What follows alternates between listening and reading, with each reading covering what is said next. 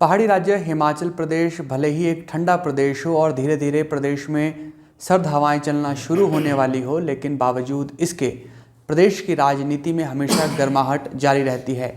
हाल ही में मुख्य संसदीय सचिवों को लेकर उच्च न्यायालय ने एक बड़ा फैसला दिया है और उसके बाद मुख्य संसदीय सचिवों को अपना पद छोड़ना भी पड़ा है। इससे इतर अगर बीजेपी की बात करें तो बीजेपी में भी एक आंतरिक चुनाव इन दिनों जो है उसकी प्रक्रिया चल रही है। हमारे साथ तमाम विषयों पर जो हिमाचल प्रदेश की राजनीति के अलग अलग मुद्दे हैं, कांगड़ा लोकसभा क्षेत्र से सांसद डॉक्टर राजीव भारद्वाज मौजूद हैं। भारद्वाज जी, पहले तो बहुत बहुत स्वागत है आपका। बहुत धन्यवाद अंकुश जी, आपका भी और एबीपी चैनल का भी। जी राजीव जी, सबसे पहले तो भाजपा की ही बात करेंगे क्योंकि आपको चुनाव अधिकारी नियुक्त किया गया है। कब तक माने हम ये जो पूरी प्रक्रिया रहेगी, किस तरह की प्रक्रिया रहने वाली है और कब तक पूर्ण होगी ये प्रक्रिया? ये संगठनात्मक चुनाव जो हमारा ये 2 चरणों में रहने वाला है। अभी प्रथम चरण हमारा 30 नवंबर को कंप्लीट होगा। इसमें हम जैसे केंद्र की ओर से मेरी प्रदेश के चुनाव अधिकारी के नाते नियुक्ति हुई, उसके बाद हमने जिला के चुनाव अधिकारी सह चुनाव अधिकारी बनाए, उसके बाद मंडल संगठन पर्व सहयोगी बनेंगे और ये जो 30 तक का जो हमारा ये प्रथम चरण है, इसमें हम जो हमारी बूथ कमेटीज़ हैं, जो हमारी प्राइमरी इकाई है बूथ कमेटी, उसका चुनाव करवाएंगे। और 30 के बाद अगला क्या निर्देश है केंद्र की ओर से, क्योंकि 22 तारीख को हमारी एक राष्ट्रीय कार्यशाला हो रही है, उसमें मुझे और मेरे साथ जो 2 सह चुनाव अधिकारी हैं, श्रीमान डॉक्टर राजीव सहजल जी और संजीव कटवाल जी, ये हम लोग वहाँ बैठक में रहेंगे। पूरा दिन का कार्यक्रम है। उसमें अगला मंडल, जिला और प्रदेश, ये दूसरा चरण होगा हमारे संगठन के चुनाव का। उसमें क्या समय सारिणी बनती है, ये 22 तारीख की वर्कशॉप में ये तय होगा। उसमें जो निर्देश जारी होंगे उसके मुताबिक हिमाचल प्रदेश में हम आगे बढ़ेंगे। कांग्रेस की गुटबाजी को लेकर भाजपा खूब बात करती है, लेकिन मुख्यमंत्री भी पलटवार भाजपा पर खूब करते हुए नज़र आ रहे हैं। मुख्यमंत्री को हमने कई मंचों से ये कहते सुना है कि भाजपा में जो है वो सिर फुटअव्वल जैसी स्थिति है, एक दूसरे को नेता खींचने में लगे हुए हैं। ऐसे में राजीव भारद्वाज के पास जब चुनाव अधिकारी की एक बड़ी जिम्मेदारी है, तो आपको लगता है कि ये जो एक बड़ी जिम्मेदारी है, कहीं ना कहीं दबाव भी आपके ऊपर होगा इसका?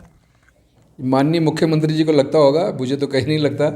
और मुझे ये दायित्व दिया गया है हमारे केंद्रीय नेतृत्व के द्वारा और प्रदेश नेतृत्व की अनुशंसा पर। उसके लिए मैं प्रदेश का जो हमारा वरिष्ठतम नेतृत्व है, आदरणीय नेता प्रतिपक्ष जयराम ठाकुर जी, आदरणीय राजीव बिंदल जी, हमारे संगठन के महामंत्री सिद्धार्थन जी और राष्ट्रीय नेतृत्व, उनका भी धन्यवाद करता हूँ कि मुझे एक कार्यकर्ता को इतने बड़े दायित्व के लिए उन्होंने चुना है कि निष्पक्ष तरीके से और स्मूथली हमारा जो संगठन का चुनाव है वो करवाएं। और जैसी हमारी एक परिपाटी है, सुलह सफाई, सबके सहयोग से, सबकी सहमति से ये चुनाव होता है। पीछे भी हुए हैं और अब भी होंगे। बाकी अब सिर फटोबल मुझे लगता है कि माननीय मुख्यमंत्री जी को नज़र आती होगी। यहाँ तो सब एक परिवार के रूप में, चाहे वो हमारे नेता प्रतिपक्ष हैं, चाहे वो हमारे प्रदेश के अध्यक्ष हैं, बाकी जितने हमारे नेता हैं, सभी नेता एक परिवार के रूप में संगठन को आगे बढ़ाने के लिए चले हैं। क्योंकि हमारा लक्ष्य जो है वो लक्ष्य है आगामी विधानसभा चुनाव, उसमें सब एक परिवार के रूप में फिर से भारतीय जनता पार्टी को सत्तासीन करना है। उस लक्ष्य को लेकर चले हैं और बड़ी मजबूती से हम आगे बढ़ रहे हैं। और ये जो संगठन के जो चुनाव हैं, जब हमें, मुझे लगता है कि जनवरी के अंत तक, ये दिसंबर अंत, जनवरी के फर्स्ट वीक तक ये सारा प्रोसेस हमारा कंप्लीट हो जाएगा। वो इस चुनाव, संगठन के चुनावों में परिलक्षित भी होगा और आप सब देखेंगे भी। आप कह रहे हैं कि भारतीय जनता पार्टी एक परिवार है, लेकिन परिवार में कुछ आपसी मतभेद भी रहते हैं, जो है वो किसी चीज़ को लेकर राय भी अलग अलग रहती है, तो कहीं ना कहीं जो रास्ते हैं वो भी अलग नज़र आते हैं। तो क्या आपके सामने वो भी एक चुनौती है कि मतभेद मनभेद में ना बदले, ये आप चुनौती देखते हैं इसे? मतभेद तो होने चाहिए। किसी एक विषय पे मेरा मत कुछ है, आपका मत कुछ है, इनका मत कुछ है, वैसे ही परिवार में जब पारिवारिक कोई विषय होता है उसके ऊपर मत अलग अलग होते हैं, लेकिन भारतीय जनता पार्टी एक ऐसा परिवार है, अलग अलग मत होने के बाद भी जब सहमति से एक निर्णय हो जाता है तो सब उस निर्णय के साथ चलते हैं। इसलिए इस परिवार में सहमति है, परस्पर सहयोग है और एक परिवार के रूप में काम, क्योंकि मैंने कहा हमारा लक्ष्य एक है। हमारा लक्ष्य है आने वाले समय में जब हिमाचल प्रदेश में चुनाव आएंगे उसमें उसको मद्देनज़र रखते हुए एक ऐसी टीम का चयन इस बार भारतीय जनता पार्टी हिमाचल प्रदेश में करने वाली है। वो आप दिसंबर के अंत में या जनवरी के पहले सप्ताह में आप देखेंगे एक परिवार के रूप में कितना सुंदर एक संगठन गढ़ेंगे हम सब मिलकर, हमारे पार्टी के नेता सब मिलकर। ये मैं आपको विश्वास दिलाता हूँ। जी डॉक्टर राजीव भारद्वाज, बुधवार को एक फैसला आता है हिमाचल प्रदेश उच्च न्यायालय से और उसमें कहा जाता है कि मुख्य संसदीय सचिवों की जो नियुक्ति है वो असंवैधानिक है और जो एक 2006 का एक्ट है उसे भी हाईकोर्ट ख़त्म कर देती है।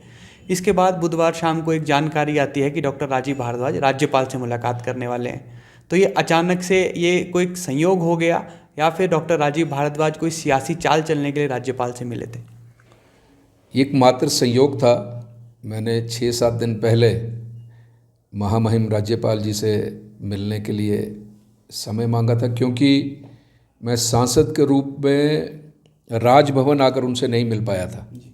वैसे दिल्ली में मैं उनसे मिला था, नूरपुर में जो मेरा घर है जहाँ, वहाँ माननीय राज्यपाल महोदय आए थे, मैं उनको वहाँ भी मिला था, लेकिन एक सांसद के नाते राजभवन में उनसे मुलाकात नहीं कर पाया था। तो इसलिए मैंने प्रार्थना की थी, इसलिए मैं आया था।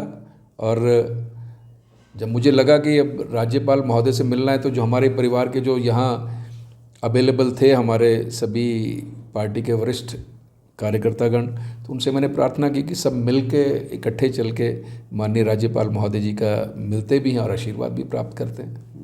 ये जो सुख की गाड़ी है प्रदेश में, जिसे मुख्यमंत्री कहते हैं सुख की सरकार, कहीं सुख की गाड़ी को डिरेल करने की कोशिश में तो नहीं है भाजपा एक बार फिर?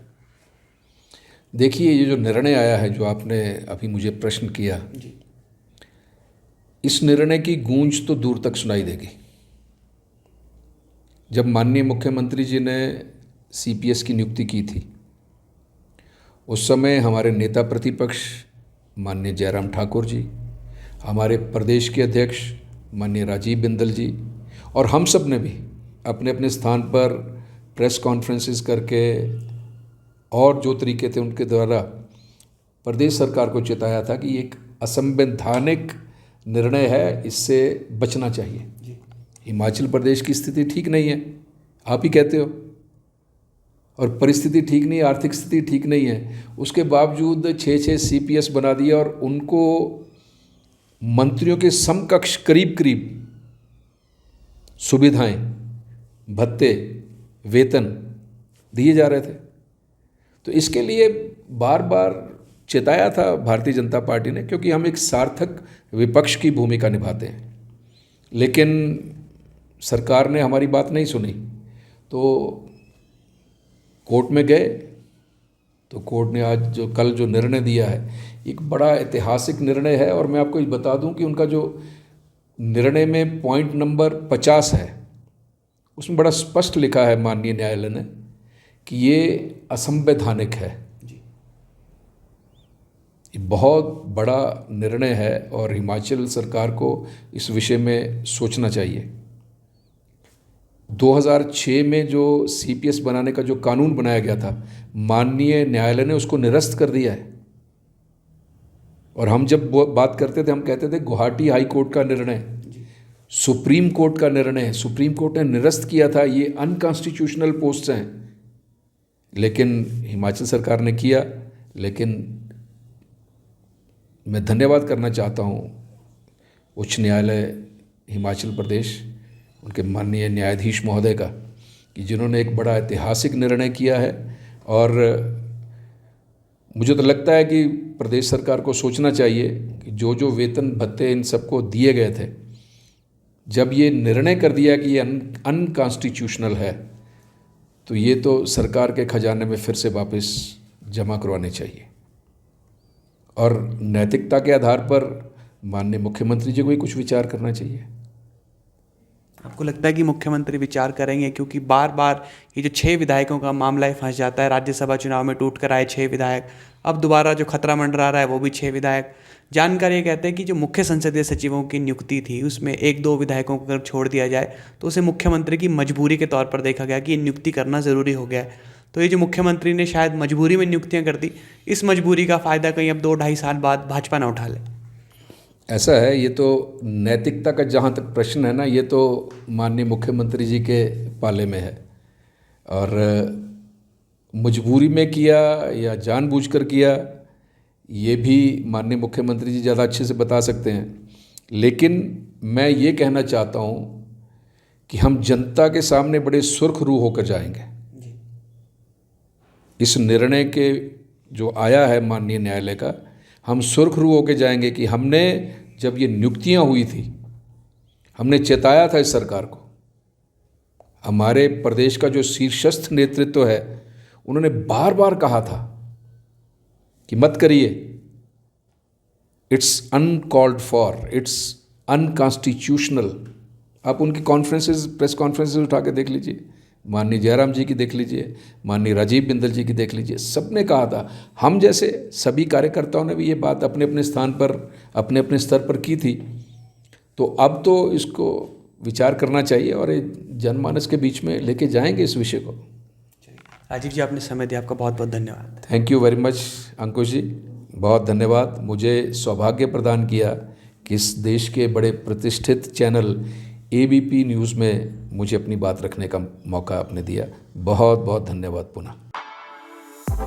For exclusive and insightful videos, subscribe to our new channel ABP Live Premium.